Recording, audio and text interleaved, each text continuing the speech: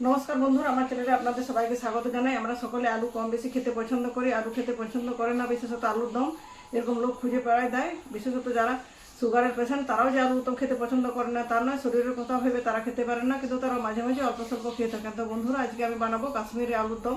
এই জন্য 1 কিলোর কে কিছুটা বেশি, সম্ভবত 1200-র মতো আলু হবে। সে আলুটা খুব ভালো মতো খোসা ছাড়িয়ে ডুমো ডুমো করে কেটে 3-4 বার জল পাল্টে ধুয়ে পরিষ্কার করে নিয়েছি। যদি জল পাল্টে ভালো মতো না ধোয়া হয় তাহলে আলুর মধ্যে স্টার্চ থাকলে আলুর টুকরোগুলো কালো হয়ে যেতে পারে। খুব ভালো মতো করে আলুটা ধুয়ে জল ঝরিয়ে নিয়েছি। আর মশলার মধ্যে এখানে নিচ্ছি 8-10টা কাজু, আর বড়ো চামচের 1 চামচ পোস্ত, এটা পেস্ট বানিয়ে নিচ্ছি। এখানে এক বড়ো সাইজের পেঁয়াজ, 1.5 ইঞ্চি আদা, 8-10 কোয়া রসুনের পেস্ট বানিয়েছি, সাথে 2টো শুকনো লঙ্কাও পেস্ট করে নিচ্ছি। এখানে আছে 1/2 কাপের মতো টক দই, এটা বাড়িতে বানানো। আর মশলার মধ্যে দিয়েছি ধনে গুঁড়ো, জিরে গুঁড়ো, ঝালের জন্য লাল লঙ্কার গুঁড়ো, এটা হলুদ গুঁড়ো, এটা কাশ্মীরি লঙ্কার গুঁড়ো কালারের জন্য। বাকি রান্নায় লবণ তো লাগছে। রান্নাটা অবশ্যই আমি করবো সরষের তেলে। বাকি যে উপকরণগুলো ব্যবহার করবো সেগুলো অবশ্যই রান্নার সময় আপনাদের পরপর দেখাতে থাকবো থাকে। সেক্ষেত্রে আপনারা আলুর দম বানানোর আগে আলুটা সিদ্ধ করে নেবেন। আমার এখন যেহেতু তাড়া নেই, সেজন্য আমি ডাইরেক্ট কাঁচা আলুটা ভেজে পরে আলুর দমটা বানাবো। নাহলে সিদ্ধ করে বানাতে পারেন, তাতে স্বাদের কোনো হেরফের হয় না।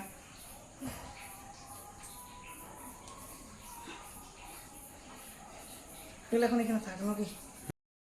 তো দেখুন বন্ধুরা, আলুর দম বানানোর জন্য প্রথমে আলুটা ভেজে নিতে হবে। এই জন্য কড়াইতে আগে থেকে তেলটা বসিয়ে দিচ্ছিলাম। তেলটা খুব ভালো মতো গরম হয়ে গেছে।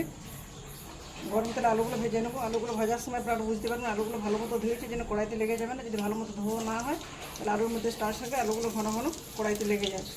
সেটা আলুর দমের রান্নাটা ভালো মতো হয় না। আলুর টুকরোগুলো দিয়ে দিচ্ছি, এর মধ্যে দিয়ে দেবো পরিমাণ মতো লবণ আর হলুদ। তারপর 8-10 মিনিট ঢাকা চাপা দিয়ে খুব ভালো মতো করে ভেজে নেবো।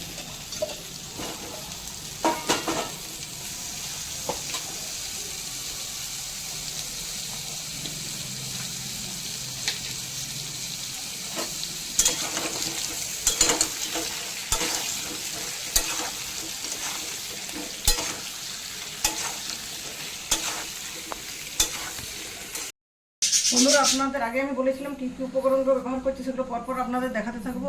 ওদিকে আলুগুলো ভাজা হচ্ছে, মাঝে মাঝে ঢাকা খুলে নাড়াচাড়া করে দিচ্ছি। এদিকে নিয়েছি 8-10টা আমন্ড। আমার আমন্ড খেতে খুব ভালো লাগে। আমি কাশ্মীরি আলুর দম বানালে সবসময় এরকম গ্রেড করে আমন্ড ব্যবহার করে, যেন 8-10টা আমন্ড গ্রেটারে খুব ভালো মতো করে গ্রেড করে নিচ্ছি। পাউডারটা দিলে আলুর দমের স্বাদটা অনেকটাই বেড়ে যায়।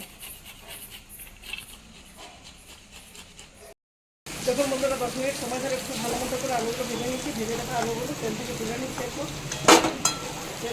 আলু ভাজার পর অনেকটা তেল বেঁচে আছে, ওই তেলে রান্না করবো। আর বেশি তেল দেওয়ার প্রয়োজন হবে না।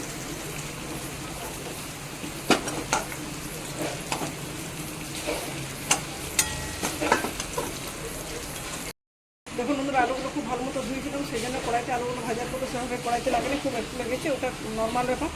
অনেকে গরম তেলের মধ্যে গোটা গরম মশলা দিয়ে দেন, আমি হিং ব্যবহার করে এই জন্য দিয়েছি হিং দিলে রান্নাটা খেতে দুর্দান্ত হয়। এরপর আদা, পেঁয়াজ, রসুন ও শুকনো লঙ্কার যে পেস্ট বানিয়েছিলাম সেই পেস্টটা খুব ভালো মতো করে ভেজে নেব।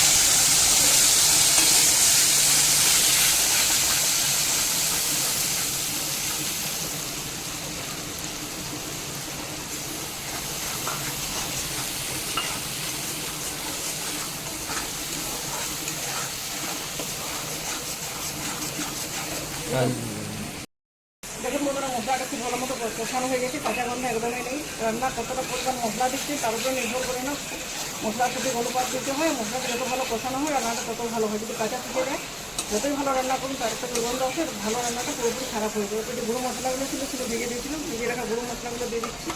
আর বাকিটা দিয়ে প্লেটটা দিয়ে সামান্য একটু জল অ্যাড করছি। তারপর এই মশলাটা খুব ভালো মতো কষে নিচ্ছি। ততক্ষণ পর্যন্ত কষাবো যতক্ষণ না মশলা থেকে তেল ছাড়তে শুরু করবো। দেখুন বন্ধুরা, মশলাটা খুব সুন্দরভাবে কষানো হয়ে গেছে, খুব সুন্দর ফ্লেভারও উঠছে। দেখুন কি সুন্দর তেল ছেড়ে দিয়েছি। এটা ফেটানোর যে টক দইটা অ্যাড করছি, দইটার সাথে সামান্য একটু আটা মিক্স করেছি। অনেক সময় কী হয় গরম মশলার মধ্যে দইটা দিলে কেটে দিতে পারে। একদম লো হিটে দইটা দিয়ে মশলাটা আরেকবার খুব ভালো মতো করে কষে নিচ্ছি। এরপরে পর্যন্ত রান্নাতে লবণ অ্যাড করিনি, কিছুটা লবণ অ্যাড করে দিচ্ছি। আলু ভাজার সময় লবণ দিয়েছিলাম।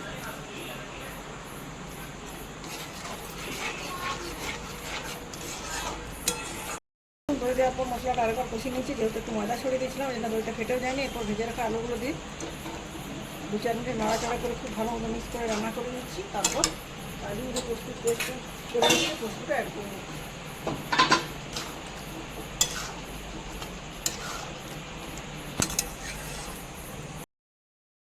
ফিরে এলাম মিনিট পর 4 মিনিট পর ঢাকা খুলে দেখাচ্ছি। দেখুন কি সুন্দর রান্না করেছি, কি দুর্দান্ত কালারটা হয়েছে। সমস্ত গ্রেভিটার সাথে আলুটাকে 3-4 মিনিট ঢাকা চাপা দিয়ে রান্না করেছি। মাঝে মাঝে নাড়াচাড়া অবশ্যই করেছি। এবার গ্যাসের ফ্লেমটা একদম লোতে দিয়ে দিচ্ছি, কারণ পোস্তের সাথে যেহেতু কাজু বাদাম আছে, কাজু বাদাম হাই হিটে দিলে কড়াইতে লেগে যাওয়ার ভয় থাকে। একদম লো হিটে এটা খুব ভালো করে মিক্স করে 2-3 মিনিটের মতো আরেকবার রান্না করে নিচ্ছি। এখনও পর্যন্ত রান্নাতে আমি চিনি ব্যবহার করিনি, একটু চিনি দিচ্ছি, বাটিতে একটু জল লাগিয়ে দিচ্ছি।